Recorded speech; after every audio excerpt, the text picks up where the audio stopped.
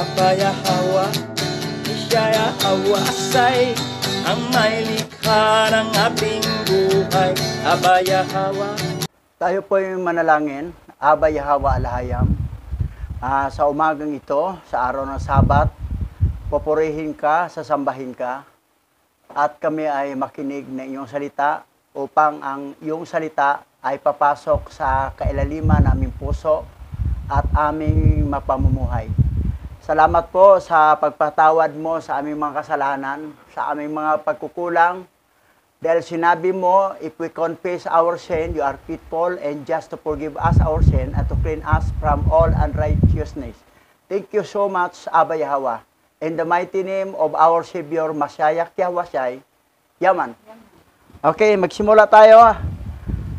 Nandito na tayo sa chapter 10 to 11 ng Book of Jasher. Okay. So, walang tagabasa dahil may field trip sila. So, susuluhin ko lahat to.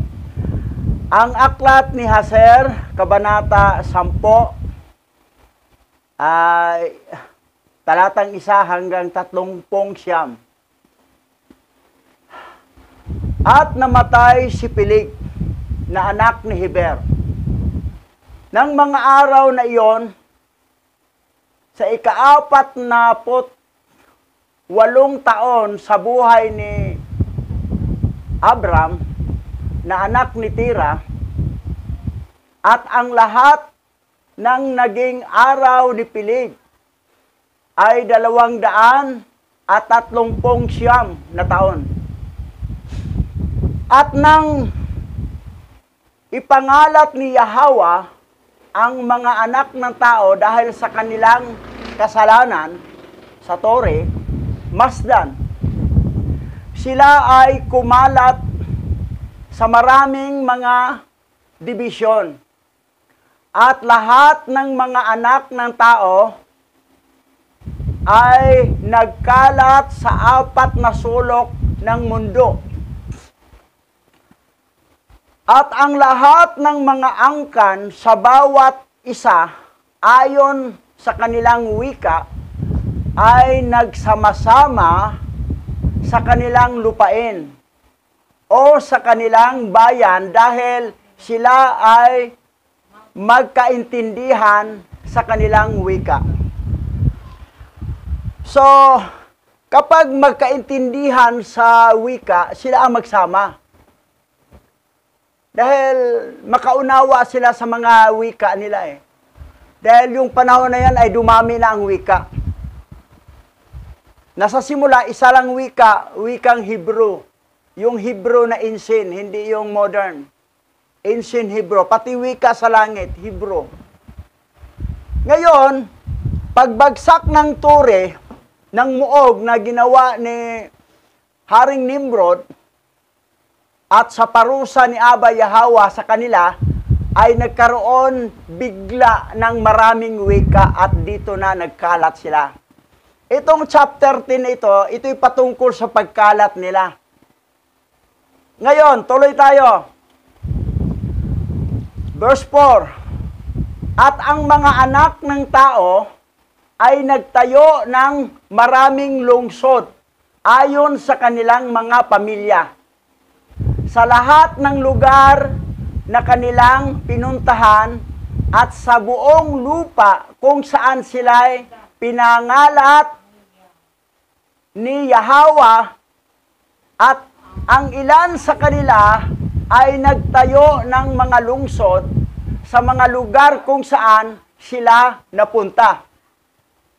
At tinawag nila ang mga lungsod na ito ayon sa kanilang sariling mga pangalan o sa mga pangalan ng kanilang mga anak o ayon sa kanilang mga partikular na pangyayari. Yung mga pangalan ng bansa na itinayo nila. At ang mga anak ni Japhet, na anak ni Naama, ay humayo at nagtayo ng kanilang mga sarili ng mga lungsod sa mga lugar kung saan sila nagkalat, at tinawag nila ang lahat ng kanilang mga lungsod ayon sa kanilang mga pangalan, at ang mga anak ni Japet ay nahati sa ibabaw sa lupa sa maraming mga dibisyon at mga wika. Yung mga lahi ni Japet ay nagkaroon din ng iba-ibang mga wika. So, yon. Sa verse 7, at ito ang mga anak ni Japet ayon sa kanilang mga angkan. Sina Gomer, Magog, Miday, Javan, Tubal, Misak, at Tiras. Ito ang mga anak ni Japet ayon sa kanilang mga lahi. At ang mga anak ni Gomer ayon sa kanilang mga lungsod ay ang Prancum na nanirahan sa lupain ng Pransya, sa tabi ng ilog Pransya, sa tabi ng ilog Sinat. At ang mga anak ni Rippat ay ang mga Bartonim na nanirahan sa lupain ng Bartonia, sa tabi ng ilog Dida, sa umaagos sa tubig nito, sa malaking dagat ng Gihon. Iyon ang Oceanos. So, kalat na sila dahil sa maraming lingwahe. So, tuloy tayo. At ang mga anak ni Tugrama ay 10 angkan, at ito ang kanilang mga pangalan: Busar, Parsunak, Bargar, Elikanom, Ragbib, Tarki, Bid, Sibok, Ongal, at Telmas. Lahat ng ito ay lumaganap at nagpapahinga sa hilagaan at nagtayo ng mga lungsod sa kanilang sarili. So, kanya-kanya ng tayo ng mga lungsod. Dumami sila, nagkalat na sa 4 na sulok ng mundo. At kanilang tinawag ang kanilang mga bayan ayon sa kanilang sariling mga pangalan. Yaong mga tumatahan sa tabi ng mga ilog ng Hidla at ng Italak hanggang sa araw na ito. Ngunit ang mga angkan ng Anguli, Balgar, at Parsunak, sila'y tumatahan sa tabi ng malaking ilog ng Dubne. At ang mga pangalan ng kanilang mga lungsod ay ayon din sa kanilang sariling mga pangalan. Yeah, scattered na lahat sila. Kanya-kanya ng tayo ng mga lungsod, mga city, sa bawat lugar. Ngayon, tuloy tayo. Verse 13. At ang mga anak ni Javan ay ang mga Jabanim na tumatahan sa lupain ng Makdonia. At ang mga anak ni Midairi ay ang Orilum na tumatahan sa lupain ng Korson. At ang mga anak ni Tubal ay yaong mga tumatahan sa lupain ng Toscana sa tabi ng ilog na Pasya. At ang mga anak ni Misak ay si Basne. At ang mga anak ni Tiras ay sina Rosas, Cosni, at Onggolis. Ang lahat ng ito ay yumaon at nagtayo ng kanilang mga sarili ng mga bayan.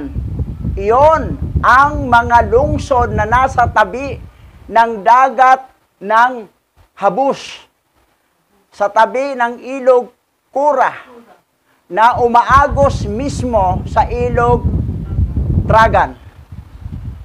So, iba-ibang lugar, kalat na talaga sila.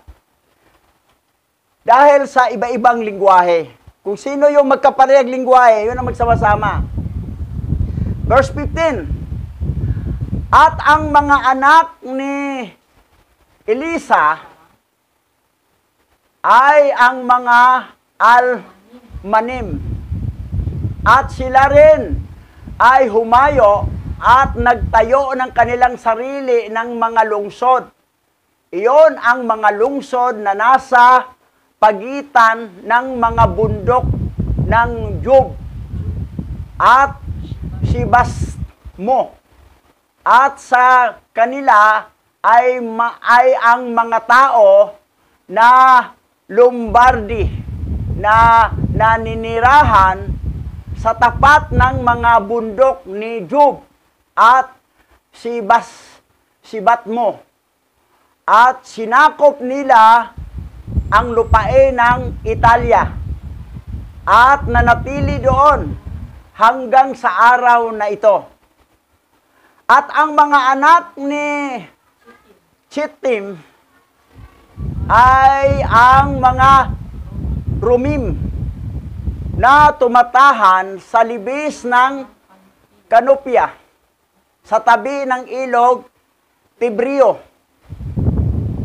At ang mga anak ni Dudunim ay yaong nagsisitahan sa mga bayan ng dagat Gihon sa lupain ng Bordna. So, kalat talaga sila lahat. Dahil pag hindi magkasundo sa lingwahe, hindi sila magsama. Ay yung mga kapariho lang lingwahe na magkaintindihan, sila magsasama-sama, magtayo ng lungsod, syudad. Ayon. Yun lang pala ang solusyon para mas scattered ang tao. Hanggat isang lingwahe, magkasundo lahat, hindi magkahiwalay-hiwalay.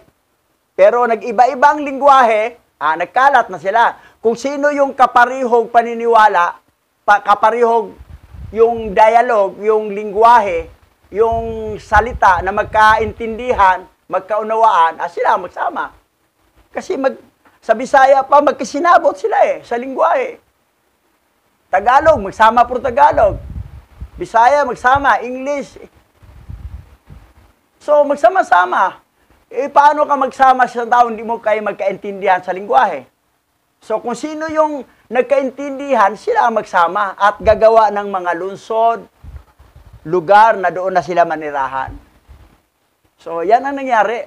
Resulta sa pagbagsak ng Tower of Babel na nagkaroon ng maraming lingwahe ang mundo.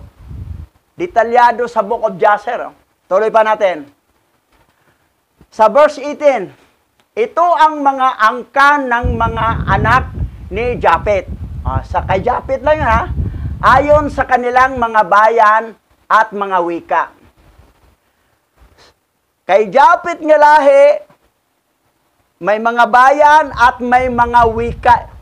Kay Japet na lahi yan, pero iba-iba ang mga wika na. Kung sino yung nakaparehag wika, yun ang sama-sama na doon sa isang lugar, doon tumira.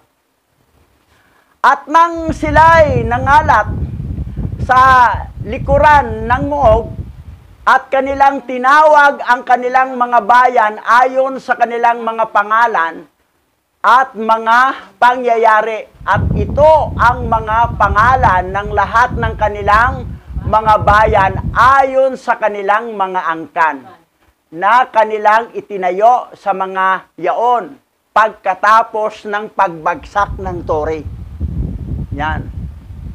Ngayon, sa verse 19, At ang mga anak ni Ham, dito naman kay Ham na to, ay sina Kos, si Kos, tatay to ni Nimrod, Mitsaim, Pot, at Kanaan, ayon sa kanilang lahi at mga bayan.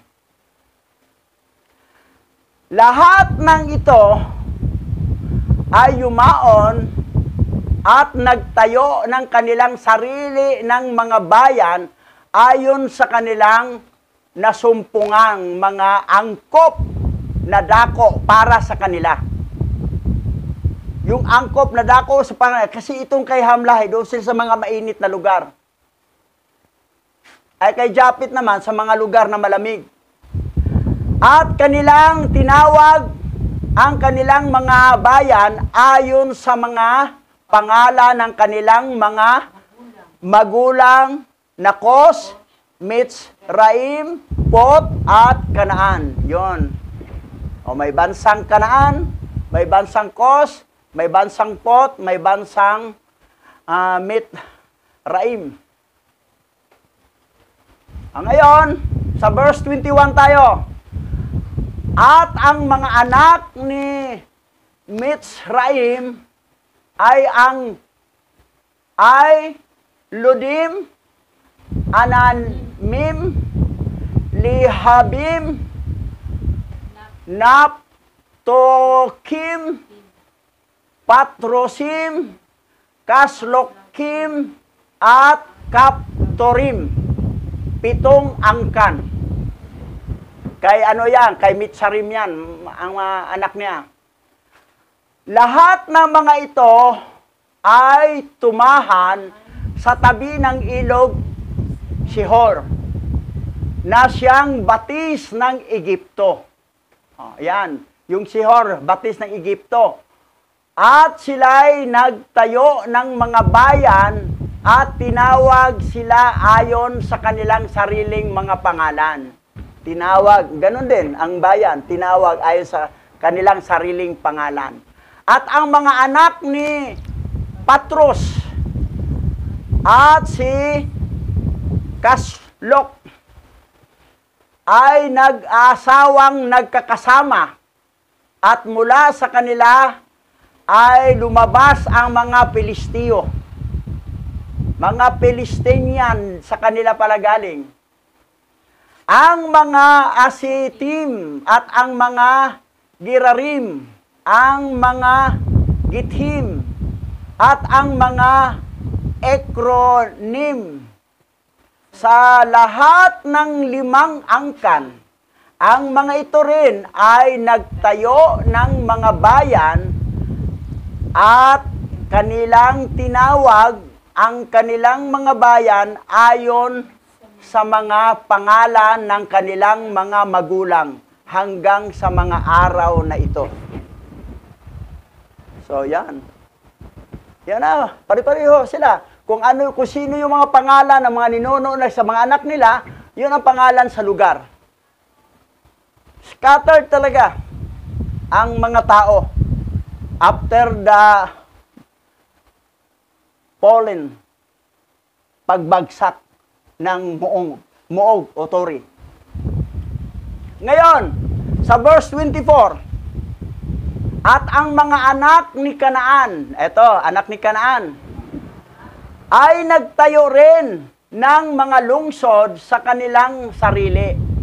At tinawag nila ang kanilang mga lungsod ayon sa kanilang mga pangalan, 11 lungsod at iba pa na walang bilang. Adami, walang bilang na lungsod. Mga lahi ni Kanaan yan, ha? At 4 na lalaki na angkan ni Ham ay naparoon sa lupain ng kapatagan. Ito ang mga pangalan ng 4 na lalaki, Sodoma, Gomora, Adma, at Siboim.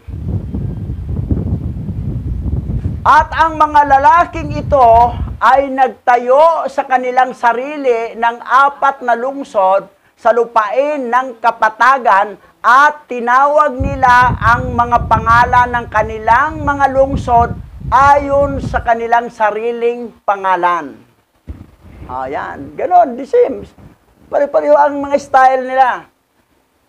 At sila at ang kanilang mga anak at lahat ng pag-aari nila ay nanirahan sa mga lungsod na iyon. At sila ay naging mabunga at dumami ng husto at nanirahan ng payapa. Sodoma, Gomora, kilala natin to. Popular tong pangalan na ito. Ay lahi pala ito ni Kanaan. Mga lahi ni Kanaan pala yan. Ngayon, tuloy tayo. Verse 28. At si Shir, na anak ni Hor, na anak ni Hibi, na anak ni Kanaan, yan, ay naparoon at nakasumpong ng isang libis na tapat ng bundok Paran. At siya ay nagtayo roon ng isang bayan. At siya at ang kanyang 7 anak at ang kanyang sambahayan ay tumahan doon at tinawag niya ang bayan ng kanyang itinayo, ang Sher, ayon sa kanilang pangalan na siyang lupain ng Sher hanggang sa araw na ito. Yung bansang Sher. Ito ang mga angka ng mga anak ni Ham ayon sa kanilang mga wika. Ayon sa kanilang mga wika, marami ding wika. At mga bayan ng sila'y nangalap sa kanilang mga lupain pagkatapos ng muog o pagbagsak ng tori. So, yan. Kay Ham pa tayo. Verse 30.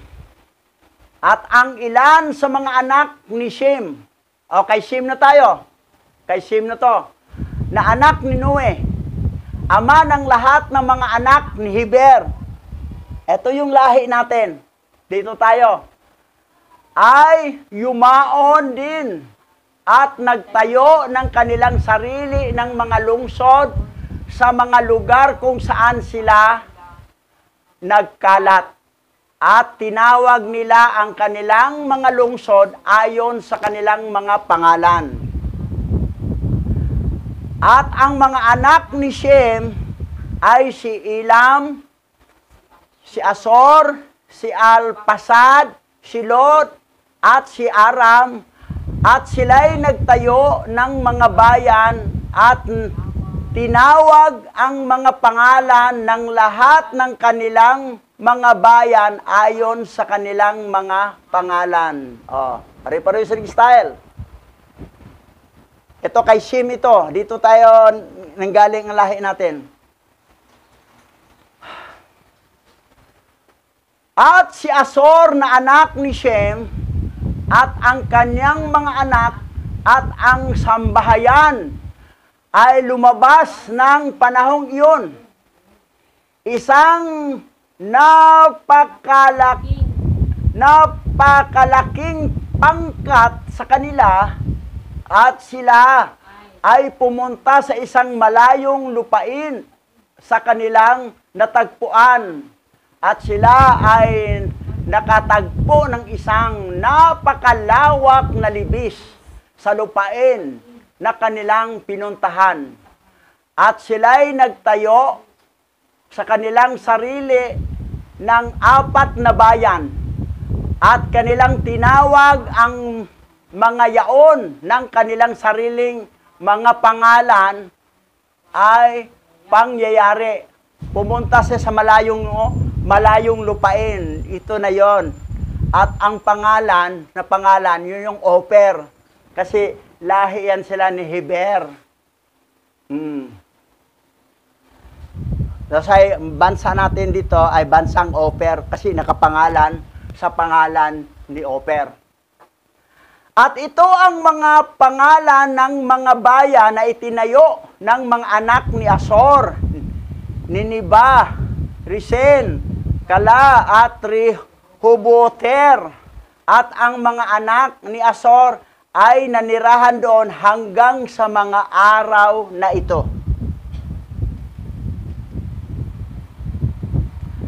Verse 34 tayo. At ang mga anak ni Aram at yumaon din at nagtayo ng kanilang sarili ng isang lungsod at kanilang tinawag ang pangalan ng lungsod na Uz. Anaos, ayon sa kanilang panganay na kapatid. At sila'y nanirahan doon ayon sa lupain ng Uz hanggang sa araw na ito. At ang ikalawang taon, pagkatapos ng pagbagsak ng tore, after 2 years, isang lalaki mula sa bahay ni Asor, dahil ni Simeon kay Asor, na ang pangalan ay Bila, ay umalis mula sa lupain ng Ninibi upang manirahan kasama ng kanyang sambahayan saan man siya nakasumpong ng isang dako. At sila ay dumating hanggang sa tapat ng mga lungsod ng kapatagan ng Sodoma at sila ay nanirahan doon. Ang Sodoma Gomora, lahi ni Ham yun. Pero dito napunta rin yung isang lahi ni Shem na ang pangalan ay Bila. Tuloy tayo. Verse 36. Up to 39 lang to sa chapter 10 ng Book of Jasher. 11 na ang sunod natin. At tumindig ang lalaki at nagtayo roon ng isang maliit na bayan at tinawag ang pangalan niyaon na Bila. Kasi pangalan niya eh. Ayon sa kanyang pangalan, na siyang lupain ng Suar. Yun yung doon patakbuhin si Lot sa dalawa anghel na doon kay Sor. Hanggang sa araw na ito, di nakatira dito, lahi pala ni Shem, mga kalahi pala natin. At ito ay mga angka ng mga anak ni Shem ayon sa kanilang wika at mga bayan pagkatapos nilang nangalat sa lupa pagkatapos ng muog. At bawat harian, lungsod at pamilya at mga pamilya ng mga anak ni Noe ay nagtayo ng kanilang sarili ng maraming lungsod pagkatapos nito. At sila ay nagtatag ng mga pamalaan sa lahat ng kanilang mga lungsod upang mapangasiwaan ng kanilang mga lahi. Gayon din ang ginawa ng lahat ng angkan ng mga anak ni Noe magpakailanman. So, ang chapter 10 ng Book of Jasher, ito yung story sa tatlong tao, si Japhet, si Ham, si Shem, nagkalat, ang mga lahi nila, nagkanya-kanya sa bawat lugar sa planet Earth. Yon, scattered because of language, of different language, different dialect. Sino yung magkaintindihan, same language, same dialect, sila magsama-sama. So, ito ang story kung bakit nagkalat. Detalyado. Wala to sa 66 book. Sa Genesis, wala. Shortcut masyado ang Genesis. Sa chapter 11 na tayo. Ang aklat ni Haser, Kabanata 11, verse 1 to 61. Mahaba to. Ito, patungkol na to kay Abram. at sa kanyang tatay na si Terah. Verse 1, at si Nimrod na anak ni Cos ay nasa lupain pa ng Shinar. At siya ay naghari doon at nanirahan doon. At siya ay nagtayo ng mga lungsod sa lupain ng Shinar. Siya ang naiwan doon. Pero yung tatay niya, lumayo, ibang lugar, kasi hindi na sila magkaintindihan sa lingwahe. At ito ang mga pangalan ng 4 na bayan na kaniyang itinayo. At kaniyang tinawag ang kanilang mga pangalan ayon sa mga pangyayari na nangyari sa kanila sa pagkatapos ng Moab. At tinawag niya ang una na Babil, na sinasabi sapagkat doon nilito ni Yahweh ang wika ng buong lupa. At ang pangalan ng pangalawa ay tinawag niyang Erek, sapagkat mula roon ay pinangalat sila ng Alahayam. Pangalan ng Erek, ibig sabihin scattered, parang pilig. Ito naman, Babel ay yung pagbagsak ng tore, the Tower of Babel. Verse 4, at ang pangatlo ay tinawag niyang Ikid, na sinasabing nagkaroon ng malaking labanan sa lugar na iyon. At ang pang-apat ay tinawag niyang Kalna. Dahil ang kanyang mga prinsipe at makapangyarihang mga tao ay natupok doon. Natupok sa apoy. At pinahirapan sila ni Yahweh dahil sila ay naghimagsik at sumuway laban sa kanya. Yan. Eto na. Verse 5, at nang itayo ni Nimrod ang mga lungsod na ito sa lupain ng Shinar, inilagay niya ang mga iyon ang nalalabi sa kanyang mga tao. Yung remnant niyang mga tao, mga nalabing mga tao, yung naiwan. Ang kanyang mga prinsipe at ang kanyang makapangyarihang mga tao na naiwan sa kanyang kaharian. Yan. Naiwan.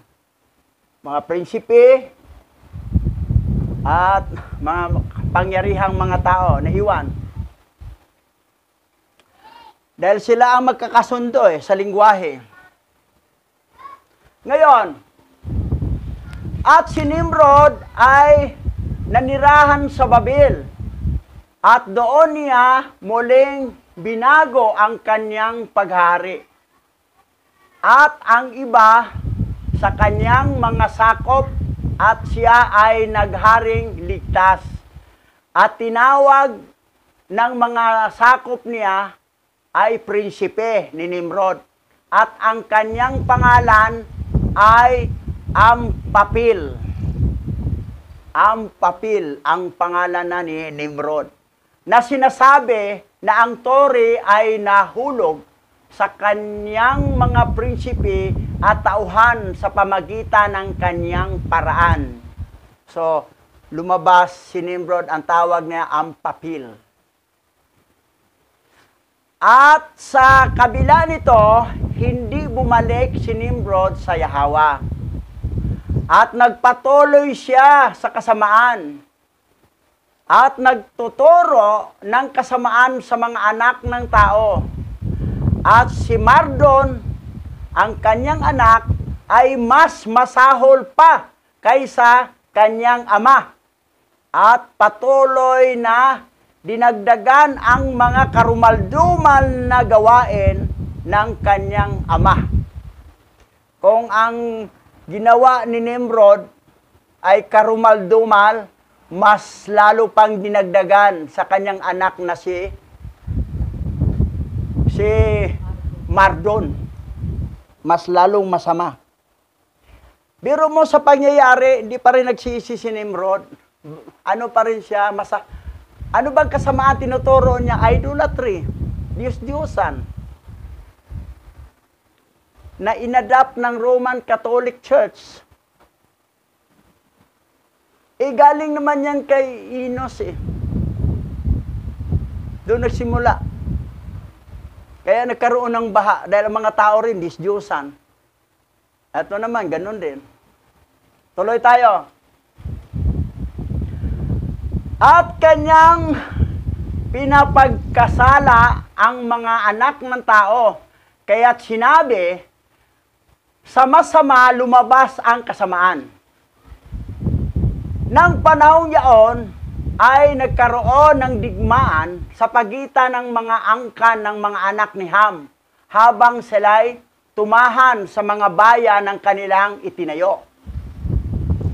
At si Kedor Laomer, na hari ng Ilam, ay umalis mula sa angkan ng mga anak ni Ham, at siya ay nakipaglaban sa kanila, at kanyang pinasuko sila, at siya ay naparoon sa 5 lungsod ng kapatagan, at siya ay nakipaglaban sa kanila, at kanyang pinasuko sila, at sila ay nasa ilalim ng kanyang kontrol.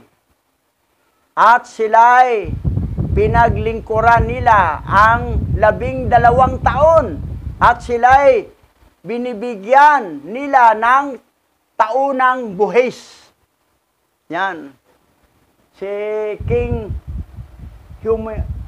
Sido Laomer. So yan, another king to, na hari ng Ilam. Sa verse 12 tayo. Nang panahong iyon, ay namatay si Nahor, na anak ni Serug. Si Serug ay apo to ni Pilig. Si Nahor ay tatay ni si Serug, tatay ni Nahor. Si Nahor naman, tatay si Tera. At si Tera may anak na Haran, Nahor din, na pangalawa, at Abram. Sa ika-49 na taon sa buhay ni Abram, na anak ni Tera, at sa ika-50 taon ng buhay ni Abram, na anak ni Tera, si Abram ay umalis sa bahay ni Noe at pumunta sa bahay ng kanyang ama. Si Abram kasi nakatira sa Yungib yon, good for sa loob ng 10 years. After 10 years, doon na siya kay Noah, na kanyang grandlolo. At naging 50 anyos na siya, umalis na sa kanyang lolo, doon na sa kanyang tatay na si Tera. Pero yung maliit pa si Abram, sinunog niya ang bahay. Yung nakaraang mga chapter, sinunog niya ang bahay ng kanyang ama because of idolatry, mga Diyos-Diyosan. Niligtas ni Haran, yung elder brother niya, ang mga idolatry at nasunog rin si Haran. Patay din. At ang anak ni Haran, si Lot, si Melka. At yung nabalo, ang asawa ni Haran, ay naging asawa naman ni Tera, na kanyang biyanan, at nakaanak kay Sarai, na naging asawa ni Abram. Yan ang kwento. Yung nakaraang mga chapter. Ito, tuloy natin. At nagpatuloy na pinaglingkuran ni Abram ang Yahwa. At siya ay yumaon sa kanyang mga daan at tagubilin.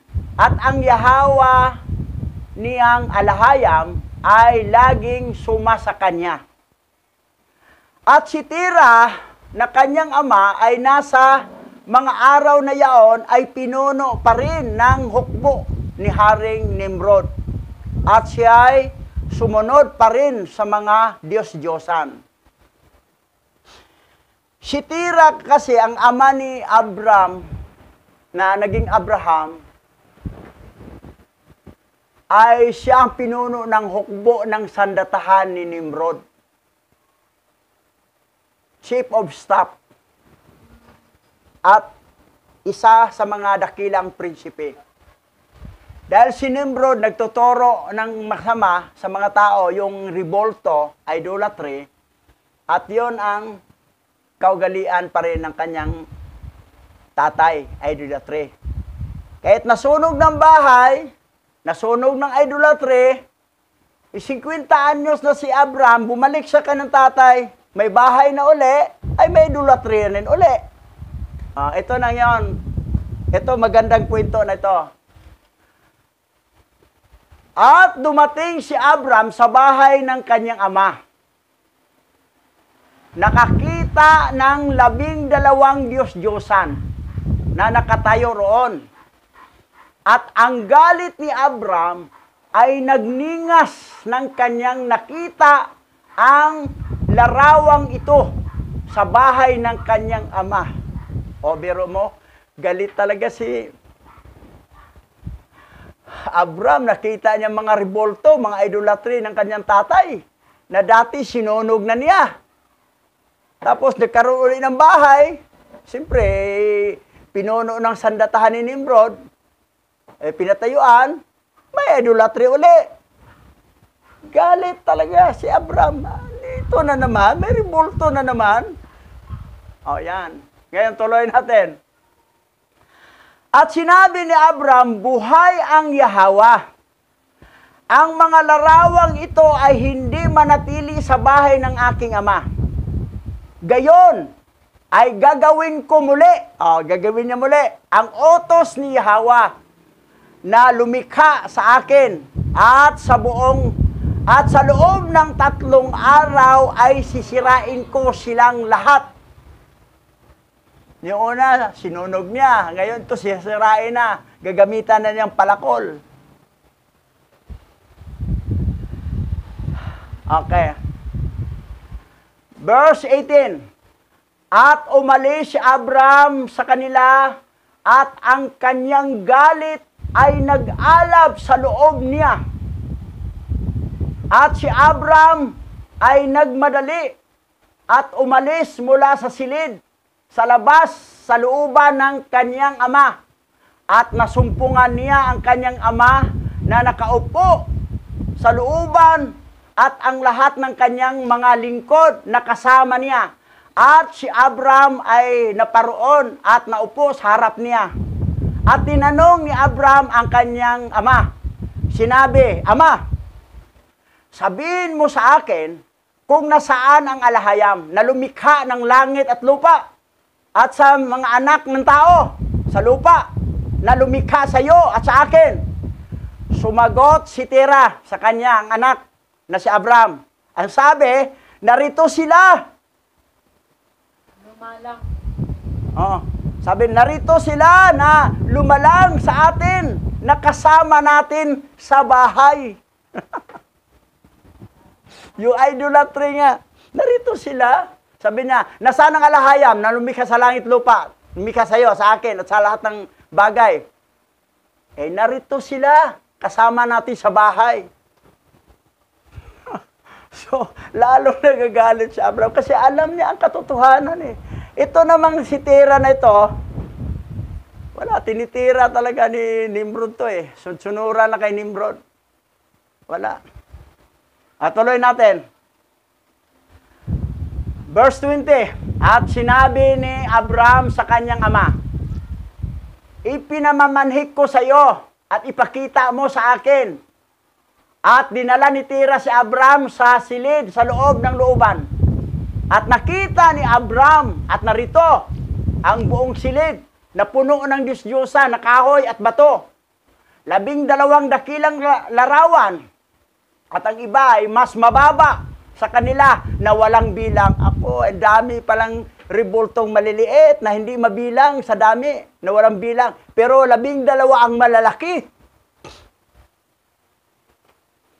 So, the same story yung nangyari noon na sinunog ni Abraham, ganun din, 12. At maraming maliliit. That's why ganun talaga ang galit. Kasi pinalalantad na ang mali. Tayo kasing naglilingkod sa tama, pagwan kasi tatakpan ang pangalan, tapos ilalantad yung mali, i-abbreviation na lang, magagalit ka talaga.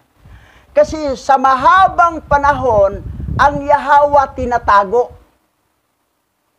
Kasi pinalitan nila ng mga pangalang fallen angel, yung Yahweh, Jehovah, Lord, si Baal, God, Panginoon, Diyos.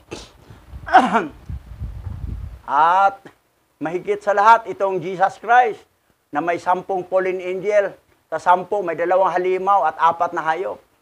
Walang kalam-alam itong mga Christian ito eh. Tiwalang-tiwala sa 66 book. Ikaw kasing nakaalam, kasi may gi-compare kasi natin ang 66 book. Dito ako nagsimulang nagpa-pastor, nag-graduate 66 book sa Bible School eh. Pero mulang nagkaroon tayo ng original Bible Hebrew, doon natin malaman, iba. Yan nga ang sabi ni kawikaan ni Dr. Jose Rizal, ang hindi lumingon sa pinanggalingan ay hindi makakarating sa paruroonan. Lingunin natin ang pinanggalingan ng Bible, yung original.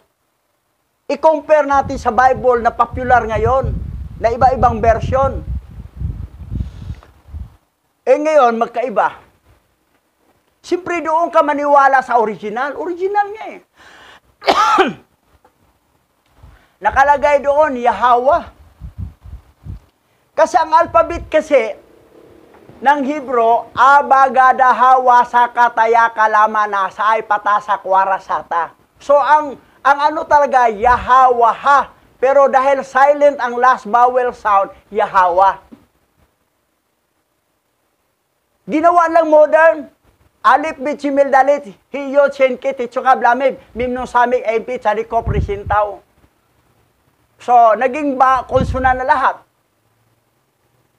Tapos gumawa sila ng panibagong vowels para maiba, para matanggal yung pangalang Yahweh. O, naging Yewa. Sa modern Hebrew Bible, Yewa ang nakalagay eh. Na Yahweh yan sa original, naging Yewa. Pero hindi Yewa ang pinakilala. May nang mga nag-translate, Yahweh na. Kasi ang Yewa, walang pangalan ng fallen angel. Ang Yahweh mayroon. O, yung mga Yahwism, yung Yahweh nyo, fallen angel, Anunnaki po yan. Si Inki po yan. Tapos, pangatlong modern, Alif, Bit, Jimil, Dalit, Hibab. Bab na. Hindi na wow. Si Inki, Tichuka, Blamib, Mimno, Samik, Aipit, Chariko, Presintab. So, lumabas yung Yehovah.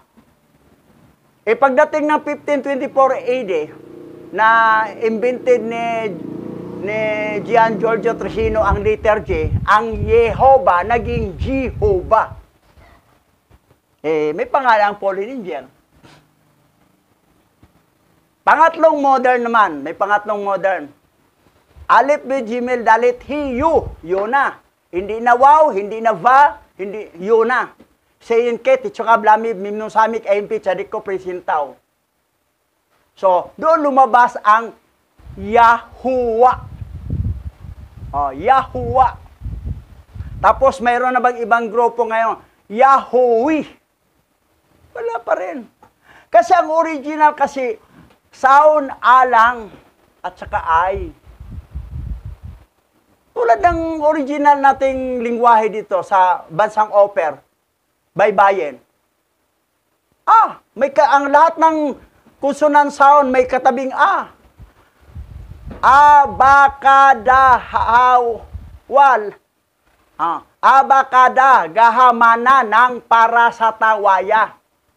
Ginawang modern, yung Tagalog alphabet na. Abakadai gahai lamana ng para sa tawaya. Yung mga guhit kasi ng baybayin, nakita nila sa baybayin ng dagat, tapos tinawag baybayin. Pero alam ba ninyo, yun ang original na panulat ng Hebro, ancient Hebro. Yung baybayin, Hebro. At ginawa ng Paleo-Hebro at yung Late Ancient Hebro Aramaic, pareho ang mga pagbasa. Abagadahawa, puro may katabi na ang bawat konsonan. Yan talaga ang original. Yung panulat ng baybayin, yan ang panulat talaga ng Ancient Hebrew. Itong Paleo-Hebrew ay kapariho lang sa mga Kanaan na mga Phoenician. Pero unang ginawa ni Moses, kasi si Moses nag-graduate siya sa University of Egypt, yung ancient Hebrew niya ay pictogram, katulad sa alphabet ng mga Egyptian.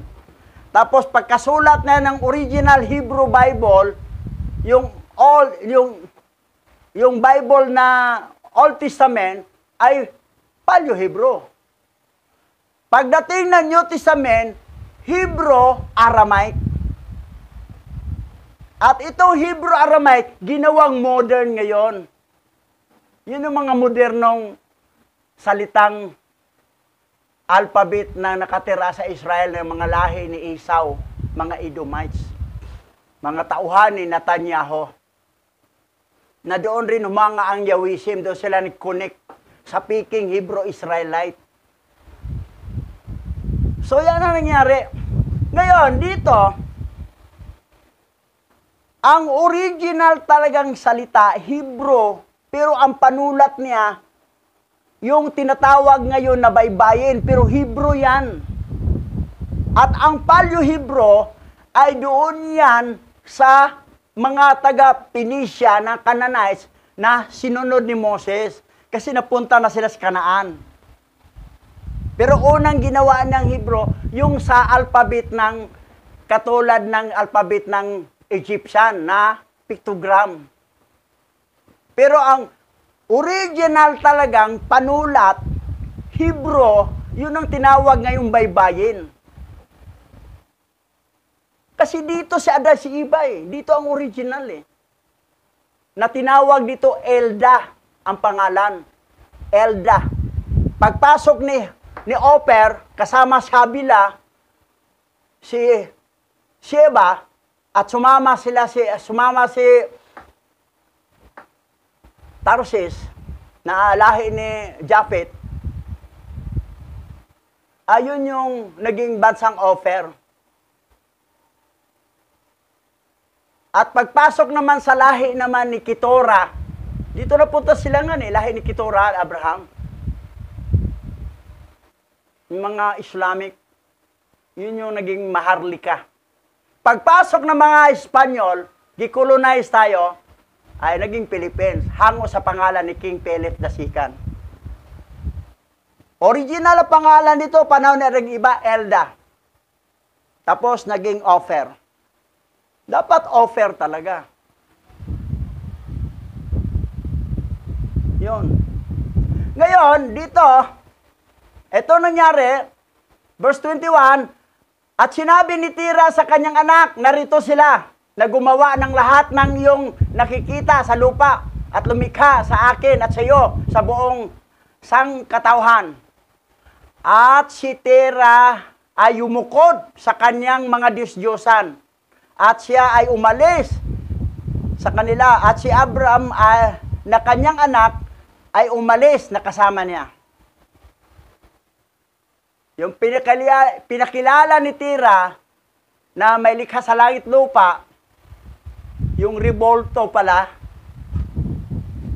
Ngayon, anong nangyari? Kasunod, sa verse 23, at nang nakaalis si Abraham sa kanila, ay naparoon siya sa kanyang ina, at naupo sa harap niya, at sinabi niya sa kanyang ina, narito, ipakita sa akin ng aking ama, ang gumawa ng langit at lupa at ang lahat ng mga anak ng tao. Ngayon nga, magmadali ka at kumuha ka ng isang kambing mula sa kawan at gawin mong masarap na karne upang aking madala sa mga Diyos-Diyosan ng aking ama at pinakahandog sa kanila. Makakain marahil sa gayon ay maging katanggap-tanggap ako sa kanila. Inutusan ang mama ni Abram na magluto ka ng kambing, lutuin mo yung karne para ipapakain ko sa Diyos-Diyosan ng aking ama. Tingnan natin kakain ba yan. Dahil yun daw ang may likha ng langit at lupa. Tuloy ang kwento. Ayon sa Book of Jasher, verse 25. At gayon ang ginawa ng kanyang ina, at siya ay kumuha ng isang kambing at gumawa ng masarap na pagkain niyaon at dinala kay Abram at kinuha ni Abram ang masarap na karne ng kanyang ina at dinala sa harap ng mga Diyos-Diyosan ng kanyang ama. O yon. At siya ay lumapit sa kanya upang sila'y maaring kumain. At si Tera na kanyang ama ay hindi nakaalam nito. Walang alam sa nangyari sa strategy ni Abram na nagpaluto sa kanyang ina. Hinaiinan niya, tingnan natin kakain ba itong Diyos-Diyosan ng aking ama. At nakita ni Abram ng mga araw na siya ay nakaupo sa gitna nila, na siya ay walang tinig, walang pandinig, walang galaw, at wala man isa sa kanila ang nakapag-unat ng kanyang kamay upang kumain. Siyempre, bato at kahoy yan eh. So, yan. Ngayon, verse 27, at tinuya sila ni Abram, o tinuya, at sinabi, tunay na ang masarap na pagkain na aking inihanda ay hindi nakalugod sa kanila, at marahil ay napakaliit sa kanila, at dahil dito'y hindi sila nagsikain. Kaya't bukas ay maghanda ako ng sariwang masarap na karne na mas mabuti at mas masarap kaysa rito, upang aking makita ang resulta. At nang sumunod na araw, ay inutusan ni Abram ang kanyang ina tungkol sa masarap na karne.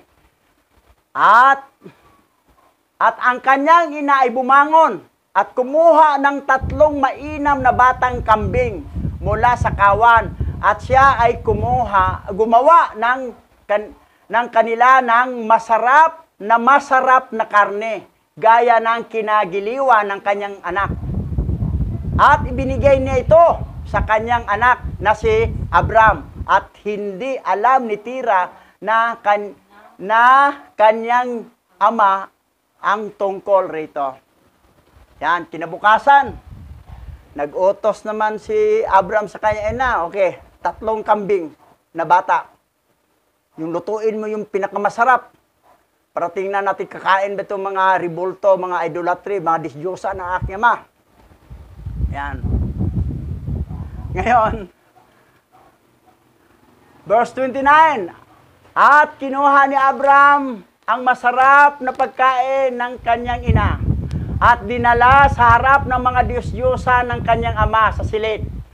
At siya ay lumapit sa kanila upang sila ay makakain, at ilagay niya ito sa kanilang harapan.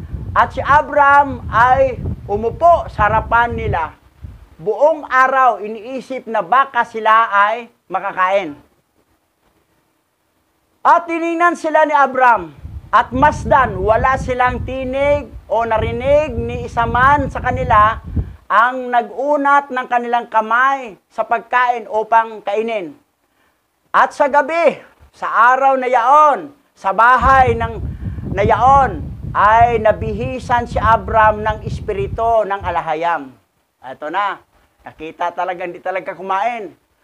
At siya ay sumigaw at nagsabi, sa aba ng aking ama, at ito'y masamang henerasyon, na ang mga puso ay lahat ay nakahilig sa walang kabuluhan na paglilingkod sa mga Diyos-Diyosang ito. na kahoy at bato na hindi makakain, makaamoy, o makarinig, o makapagsalita, na may mga bibig na walang panalita, mata na walang paningin, tainga na walang pandinig, kamay na walang pakiramdam, o mga binti na hindi nakagalaw tulad nila, ang mga gumawa sa kanila ay nagtiwala sa kanila.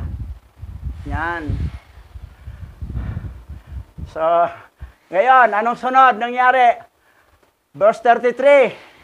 At nang nakita ni Abram ang lahat ng mga bagay na ito, ay nagningas ang kanyang galit laban sa kanyang ama.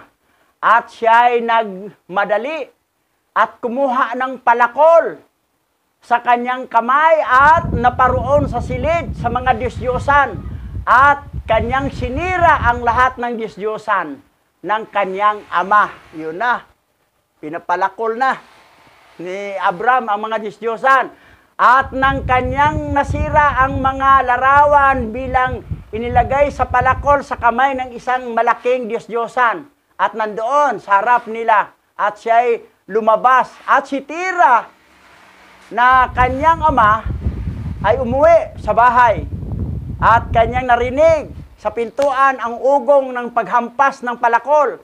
Kaya pumasok si Tira sa bahay upang malaman kung ano ito. Pinapalakol na ni Abram mga Diyos-Diyosan, pero yung isang malaki, tinira niya at doon pinahawak sa kamay yung isang palakol. Para yan ang pagbintangan niya, yun ang nagpalakol sa kapwa niya mga Diyos-Diyosan. Strategy ni Abram yun eh. Okay, tuloy. At nang narinig ni Tira ang ingay ng palo ng silid ng mga larawan, ay tumakbo siya sa silid sa mga larawan at nasalubong niya si Abram na lumabas. At pumasok si Tira sa silid, nasumpungan ang lahat ng mga Diyos-Diyosan na bumagsak at nasira.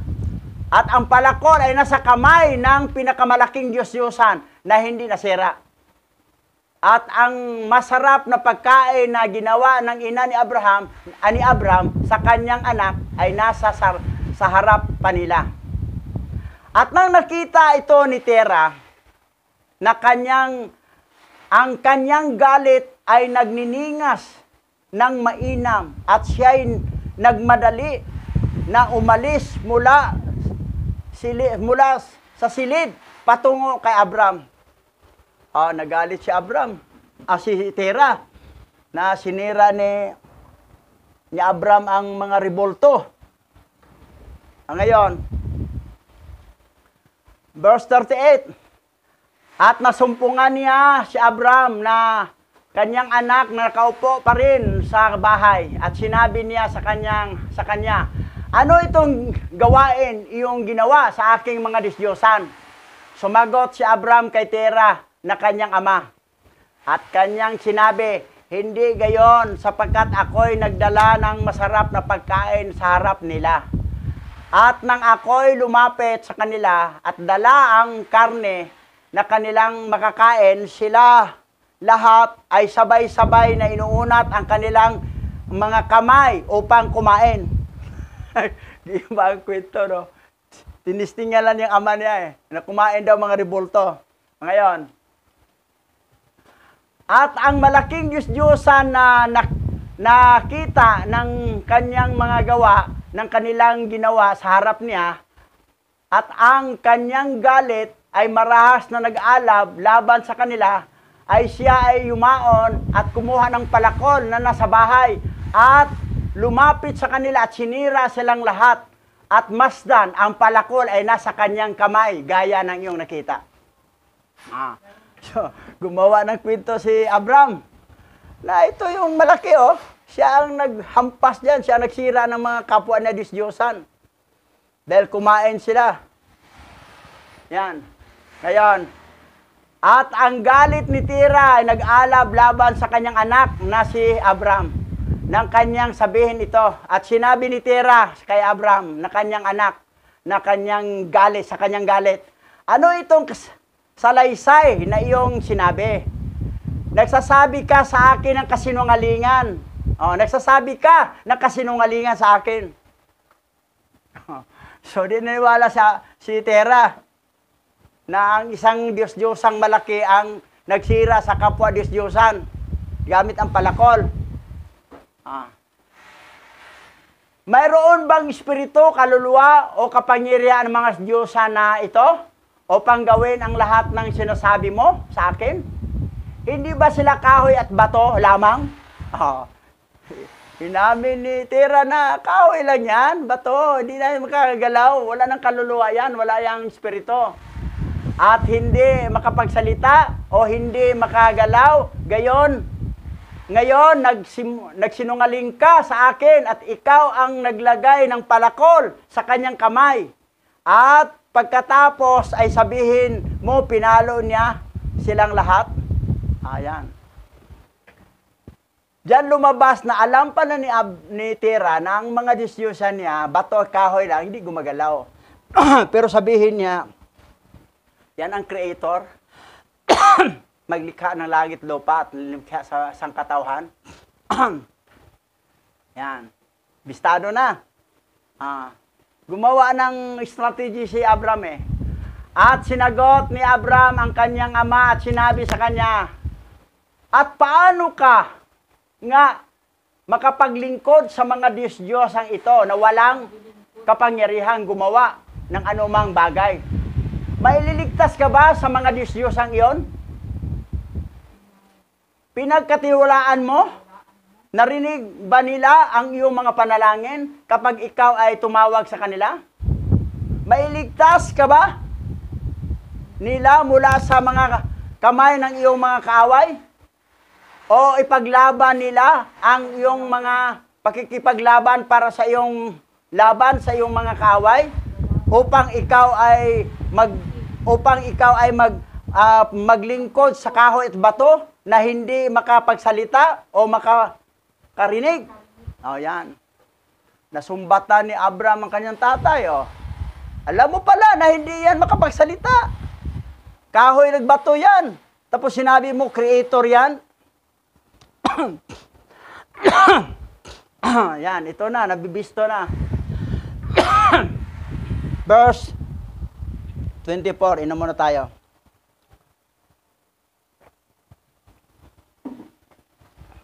Verse 24. Verse 44. At ngayon ay tiyak na hindi ito mabuti para sa iyo o para sa mga anak ng mga tao na may kaugnay sa iyo upang gawin ang mga itong bagay. Ikaw ba ay napakahangal? Sabi ni Abram sa kanyang tatay, ikaw ba ay napakahangal, napakamangmang, o napakakulang ng pag-unawa na ikaw ay naglilingkod sa kahoy at bato at ginawa ng ganitong paraan?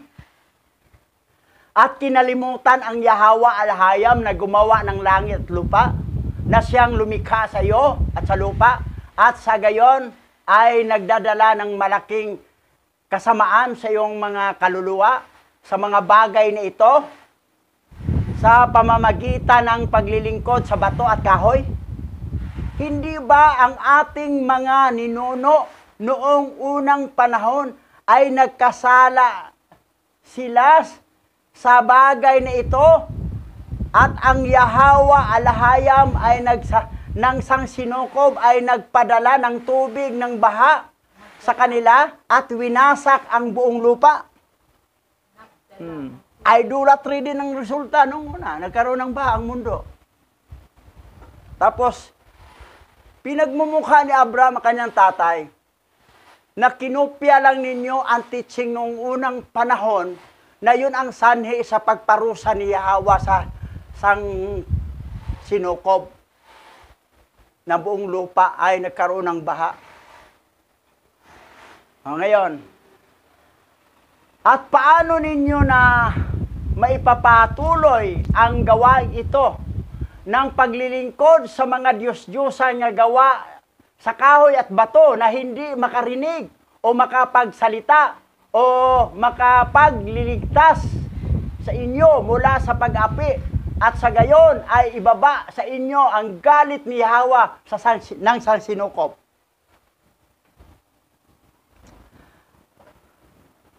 Ang idolatry, kahit hindi hugis ng tao yan, pero bato o kahoy, idolatry po yan.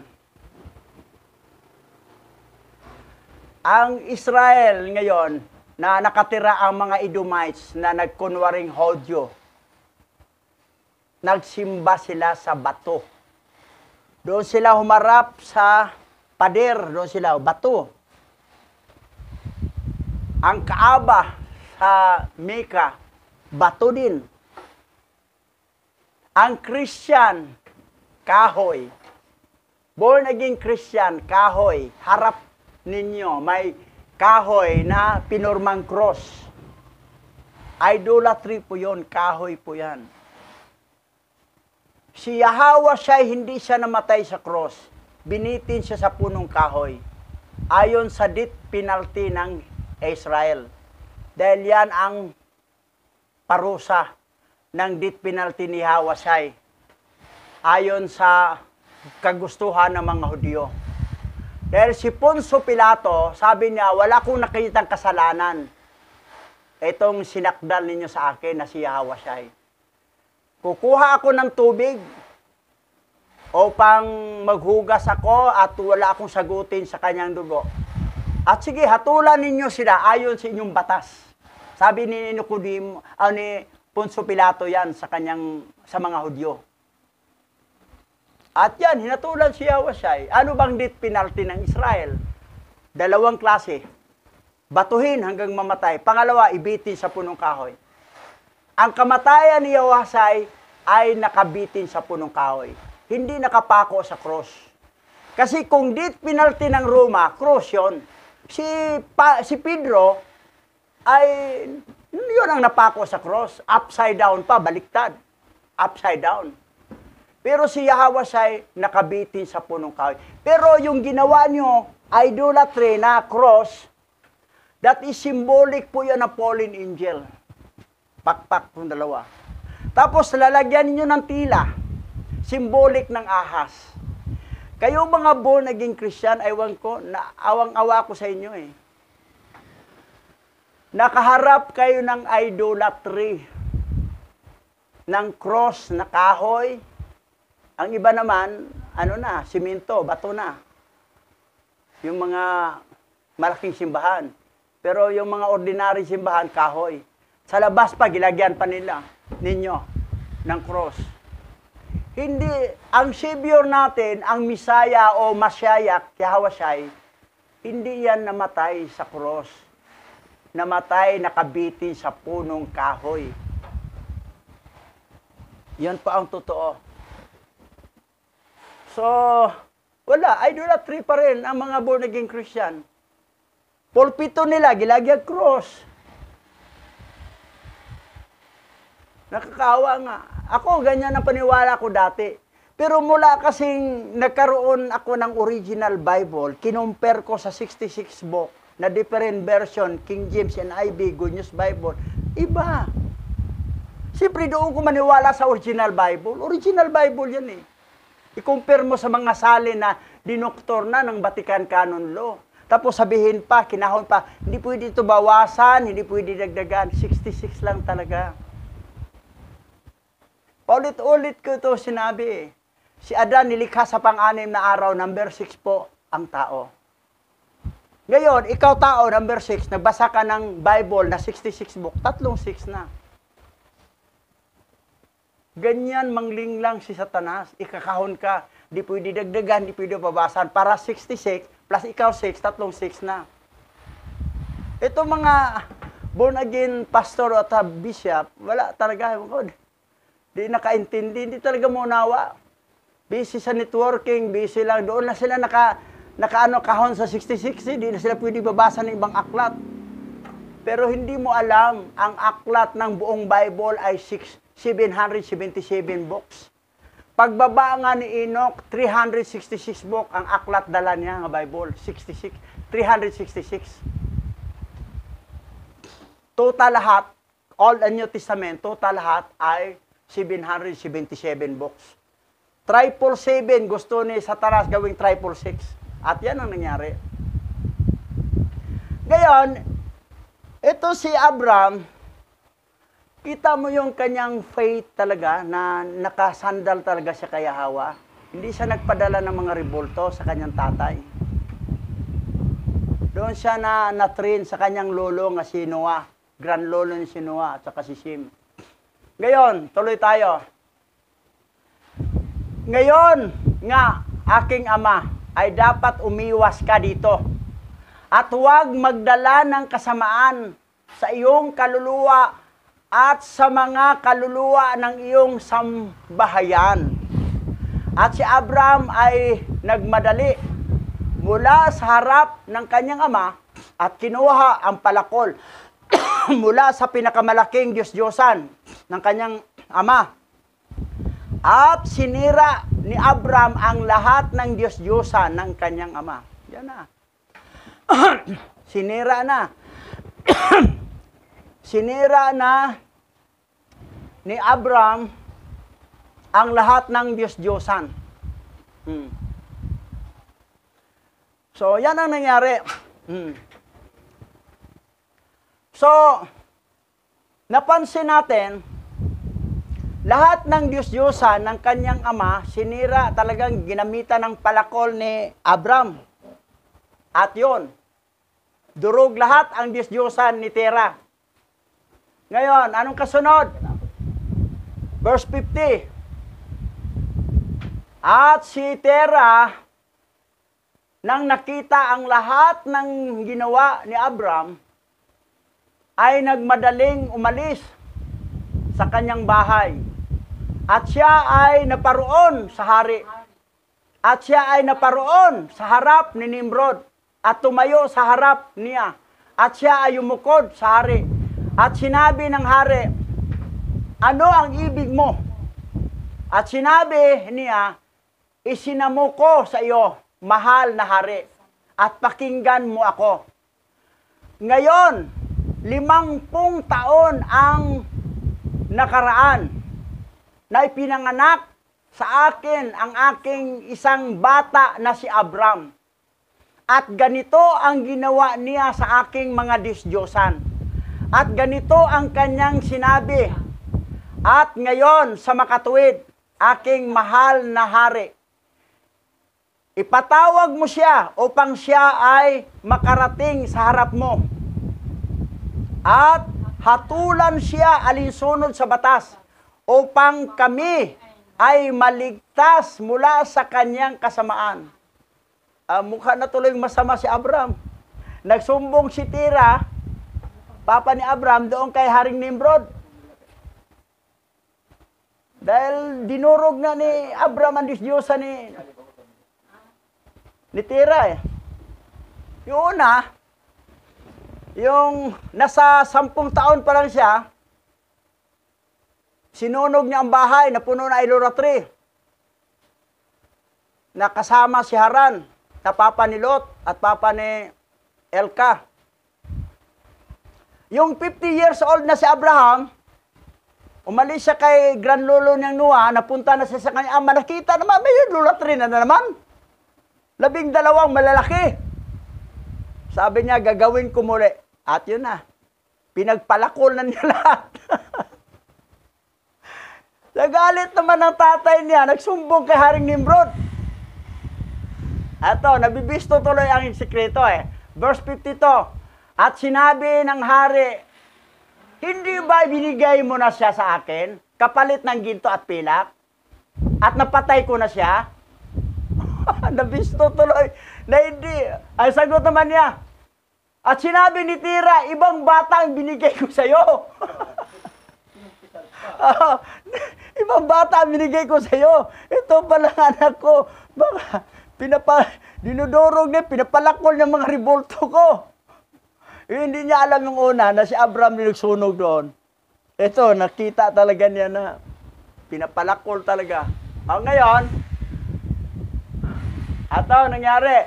At nagsugo ang hari sa tatlong lalaki sa kanyang mga lingkod at sila ay yumaon at dinala si Abram sa harap ng hari. At si Nimrod at ang lahat niyang prinsipe, mga lingkod nga nakaupo sa harap niya sa araw na yaon. At si Tera naman ay nakaupo sa harap niya. At sinabi ng hari kay Abram, ano itong ginawa mo sa iyong ama at ang kanyang mga Diyos-Diyosan? At sinagot ni Abram sa hari,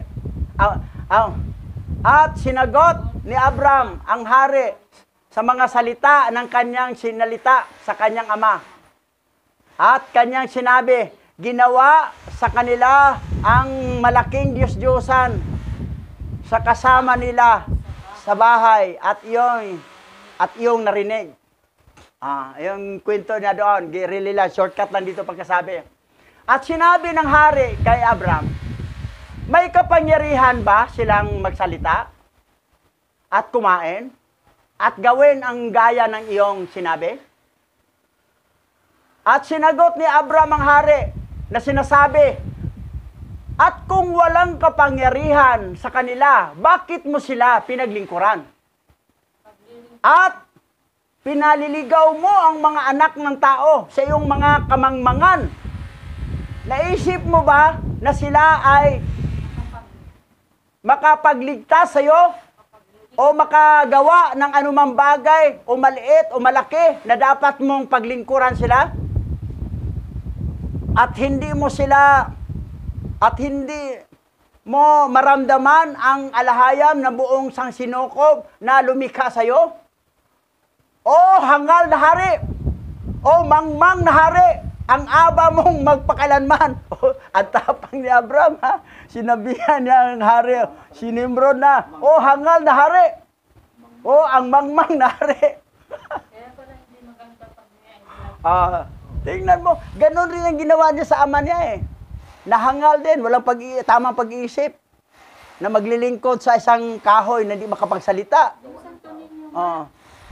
Kita mo, nakita mo si Abram, matapang talaga siya. Kung ano ang tama ay tama, ano ang mali ay mali. Hindi siya natakot. Tatay niya, pinagsabihan ng hangal, mangmang, walang pag-iisip na tama. Ganon din ang hari niya. O hangal na hari, o mangmang na hari, ang aba mo magpakailanman. Siyempre ang hari, galit. Sa sunod sabat, ihulog na si Nimrod sa pugon. Ay ihulog si Abram sa pugon ni Nimrod. Sa sunod, sabat, karugtong dito. Chapter 12. Nagulat sila, naglakad-lakad lang si Abram sa baga, sa apoy. Hindi nasunog. Namangha sila. Tuloy natin. Ito na. Verse 57. Akala ko ay turuan mo ang iyong mga tagapaglingkod ng matuwid na daan. Ngunit hindi mo ito ginawa. Ngunit pinuspos mo ang buong mundo ng iyong mga kasalanan at mga kasalanan ng iyong mga tao na sumunod sa iyong mga daan. Hindi mo ba alam o hindi mo ba narinig na ang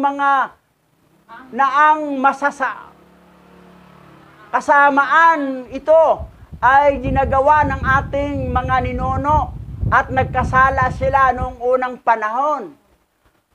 At ang walang hanggang alahayam ay dinala sila sa tubig ng baha at winasak silang lahat.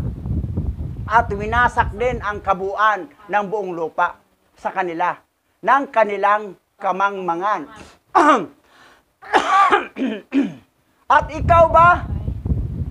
At ang iyong mga tao ay babangon ngayon sa ginawa ng katulad ng ginawa ng unang ibagsak ng galit ni Yahweh, alahayam sa Sansinukob, at upang magdala ng kasamaan sa iyo at sa buong mundo. Yan. Nanermon si Abraham. So anong tama? Tama. Kaharap niya, hari yan Baka pa niyang hari, pero hindi siya natakot. Pero hinuog siya sa pugon, sa next chapter. Pero niligtas naman siya kay Hawa. Wala, gulat siya, lakad lang sa apoy. Ang naghagis pa nga, yun pa lang namatay sa apoy Tapos, sabi nila, ipalabas si Abraham sa apoy. Yung lumapit, palabas, nasunog, patay. Hindi namin kaya, sobrang init ang apoy doon. Sabi naman bro, lumabas ka dyan. Lumabas. Ang damit ni Abraham, ng underwear na tira, hindi nasunog. Yung ginapos niya, yun ang nasunog. Ginapos siya. Nasunog ang gapos. Pero yung hinubaran kasi siya, underwear na nakatira, hindi nasunog ang underwear. Ganon. Tuloy tayo. Ngayon nga, ay alisin mo itong masamang gawa ng iyong ginawa. At paglingkuran mo ang totoong alahayam ng sangsinukop. At kung ang iyong masamang puso ay hindi makinig sa aking mga salita, upang itakwil mo ang iyong masasamang paraan at hindi mo paglingkuran ang walang hanggang alahayam, kung gayon, ikaw ay mamamatay sa kahiyan sa mga huling araw. Ikaw at ang iyong mga tao at lahat ng may kaugnayan sa iyo ay lumakad sa iyong kasamaan, sa masasamang paraan. At nang si Abraham ay tumigil sa pagsasalita sa harap ng hari at sa mga prinsipe, itiningin ni Abraham ang kanyang mga mata sa langit at sinasabi niya, nakikita ni Yahweh ang lahat ng masasama at hatulan niya sila. Dito nagtapos. So, ang gusto ni Yahweh, pag tunay kang manampalataya sa Kanya, hindi ka talaga matakot. Ipaglaban mo siya. Kahit kamatayan pa ang maharap sa iyo. At hindi ka naman liligtas ka naman ni Yahweh. Biro mo hinulog siya sa pugon ang naghulog nga, parang katulad din sa yung kay Misak, Abiniko at saka Times 7. Ang naghagis, yun pa namatay. Pero ang hinagis, doon lang. Ang tatlo. Kasi tunay Yahweh ang kanilang lingkuran. Kasi panahon ni yun mga Diyos-Diyosan din. Panahon ni King Nabucodonosor. Ito, panahon ni Nimrod, si Abraham. Ang gusto kasi ni Yahweh sa atin, manampalataya, hindi tayo matakot sa kamatayan. Ang iba kasi, takot ko, baka patayin ako nila. Bakit? Wala tayong katakutan. Papatayin, ililigtas naman tayo pag hindi pa natin oras talagang mamatay. At least sinabi na, sinirmuna ni Abraham si Nimrod. At sinabi pa niya, hangal na hari, mangmang na hari, magpakailanman. Ganon rin sinabi niya sa tatay, ikaw, ama, walang pagkaunawa. Napakahangal mo, napakamangmang mo. Yan, tatay na niya. So, may iba kasing mga manampalataya ngayon na hindi nila mabanggit ang Yahweh. Matakot sila, baka usigin sila. Ang iba na lang, Yah. Abbreviation na lang, ETTPH, MH. Ibig sabihin, all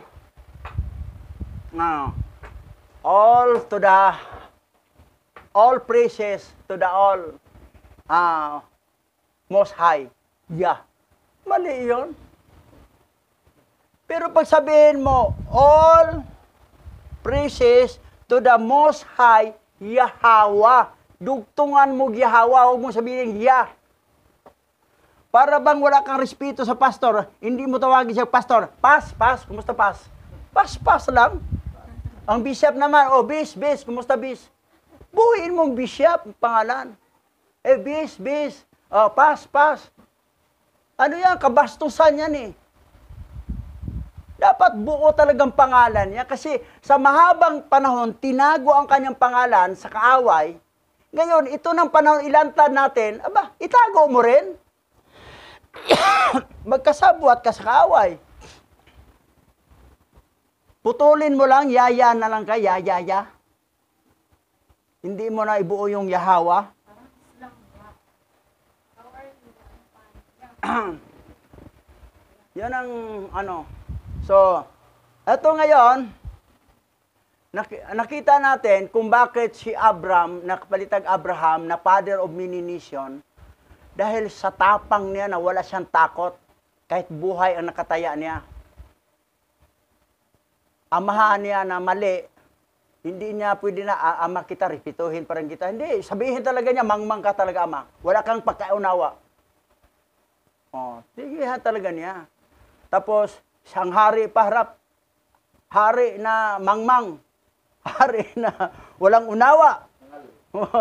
So, tingnan mo, kahit ikinagalit sa hari yung sinasabi niya, pero hindi siya natakot. At least sinabi niya ang totoo. That's why sa ating pangangaral, anong totoo banggitin mo? Kahit magalit pa sila lahat. At sinabi naman, dahil sa aking pangalan ay kapuutan kayo ng lahat ng mga tao. Ang iba naman, para hindi sila mapuot sa atin, hindi na natin sabihin. Yan na lang tayo, yan na lang ya. Yan ang mga duwag, hindi ka tatawaging ibong mandaragit. Ang mga ibong mandaragit sa silangan, dito lang po silangan, matapang talaga, walang kinakatakutan. Kahit masapanganib ka ng bingit na kamatayan, ililigtas ka ni Hawa. Katulad sa nangyari kay Abraham. Tayo dadako na sa panalangin. Pastor Bade, lead ng prayer. O dakilang Aba, Yahawa, aming alahayam, maraming salamat po sa walang sawa mong pagproteksyon sa katotohanan.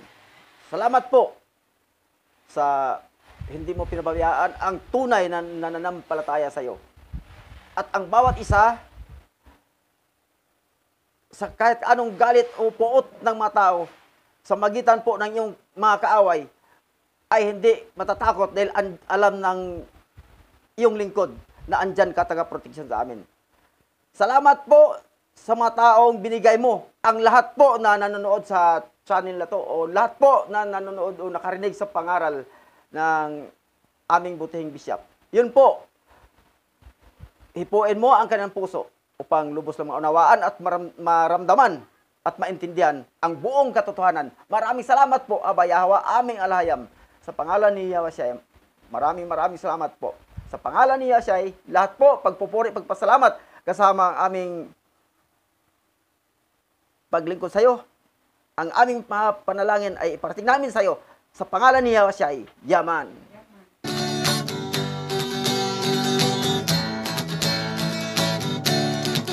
Aba Yahawa, siya Yahawa Asay, ang may likha ng ating buhay.